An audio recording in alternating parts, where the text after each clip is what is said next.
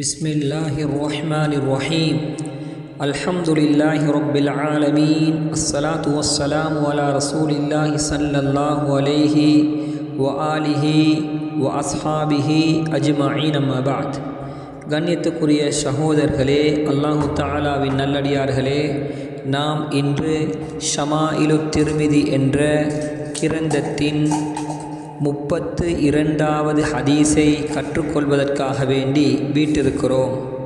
இமாம் திர்மிதி ரஹிமஹுமுல்லா அவர்கள் ஷமாயிலு திர்மிதி என்ற கிரந்தத்தில் மொத்தமாக 415 ஹதீஸுக்களை கொண்டு வந்திருக்கிறார்கள். பிரதான தலைப்புகளாக 56 தலைப்புகளில் 415 ஹதீஸுக்களை கொண்டு வந்திருக்கிறார்கள். அவற்றில் இன்று நாம் 4வது தலைப்பாக இருக்கக்கூடிய பாடத்தை கற்றுக்கொள்வதற்காக வேண்டி வீட்டிருக்கிறோம். பாபு மா ஜாஅ ஃபீ தரஜ்ஜுலி ரசூலில்லாஹி ஸல்லல்லாஹு அலைஹி வஆலிஹி வஸல்லம் என்ற பாடத்தை கற்றுக்கொள்வதற்காக வேண்டி வீட்டிருக்கிறோம்.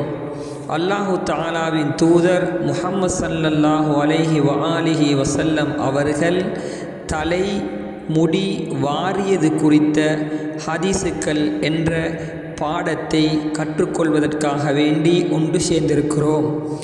இமாம் திர்மிதி ரஹிமஹுமுல்லா அவர்கள் இந்த தலைப்புக்கு கீழால் மொத்தமாக 5 ஹதீஸுக்களை கொண்டு வந்திருக்கிறார்கள்.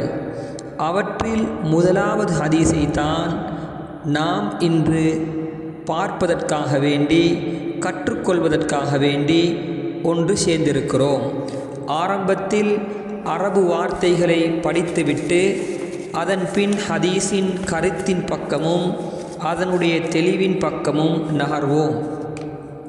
وبالسند المتصل مني إلى حافل حديث رسول الله صلى الله عليه وآله وسلم الإمام أبي عيسى محمد بن عيسى ثور الترمذي رحمه الله قال وبه قال حدثنا إسحاق بن موسى الأنصاري قال حدثنا معن بن عيسى قال حدثنا مالك بن أنس عن هشام بن عروة عن أبيه عن عائشة رضي الله عنها أنها قالت كنت أرجل رأس رسول الله صلى الله عليه وآله وسلم وأنا حائل.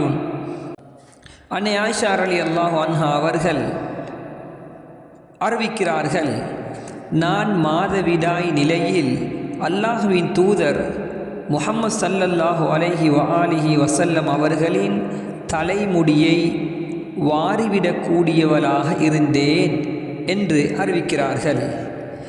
இந்த ஹதீஸில் நாம் கற்றுக்கொள்ள வேண்டிய படிக்க வேண்டிய ஒரு பாடம் இருந்து கொண்டிருக்கிறது. அன்னை ஆயிஷா ரலியல்லாஹு அன்ஹா அவர்கள் மாதவிடாய் காலத்தில் ஸல்லல்லாஹு அலைஹி வஆலிஹி வஸல்லம் அவர்களின் தலைமுடியை வாரினார்கள் என்ற இந்த ஹதீஸில் பல படிப்பினைகளை நமக்கு பெற்றுக்கொள்ளலாம்.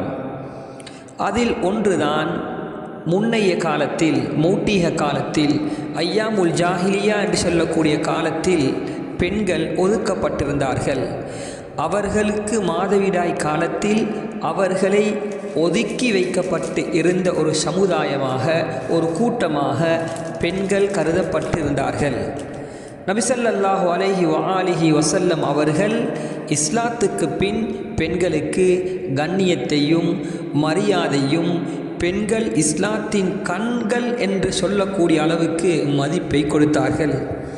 அக்காலத்தில் பெண்கள் மாதவிடாய் ஏற்பட்டால் அவர்கள் ஒதுக்கப்பட்டார்கள். என்றாலும் ஸல்லல்லாஹு அலைஹி வஆலிஹி வஸல்லம் அவர்கள் ஆயிஷா ரலியல்லாஹு அன்ஹா அவர்களுடைய மடியில் தூங்கக்கூடியவர்களாகவும் இருந்திருக்கிறார்கள். இந்த ஹதீஸில் ஆயிஷா ரலியல்லாஹு அன்ஹா அவர்கள் அறிவிக்கிறார்கள், நான் மாதவிடாயாக இருக்கும் நிலையில் தலைமுடியை வாரக்கூடியவனாக இருந்தேன் என்று.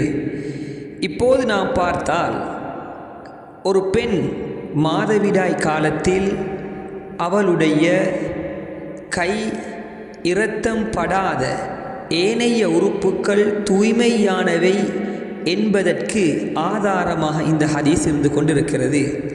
அதாவது அந்த பெண்ணுடைய அந்த மாதவிடாயினுடைய இரத்தம் படாத இடங்கள் அனைத்தும் சுத்தம் என்பதற்கு இந்த ஹதீஸ் ஆதாரமாக இருந்து கொண்டிருக்கிறது. மேலும் அந்நிலையில் அவளுடன் பழகுவதை அருவருப்பாக வெறுப்பாக கருதக்கூடாது. மனைவி கணவனுக்கு மன தூய்மையுடன் பணிவிடை செய்ய வேண்டும் என்பதற்கான ஆதாரமாகவும் இந்த ஹதீஸ் இருந்து கொண்டிருக்கிறது. இல்லற உறவை தவிர மற்ற நடவடிக்கைகள் அனைத்தும் மேற்கொள்ளலாம் என்பதற்கும் இந்த ஹதீஸ் ஒரு ஆதாரமாக இருந்து கொண்டிருக்கிறது.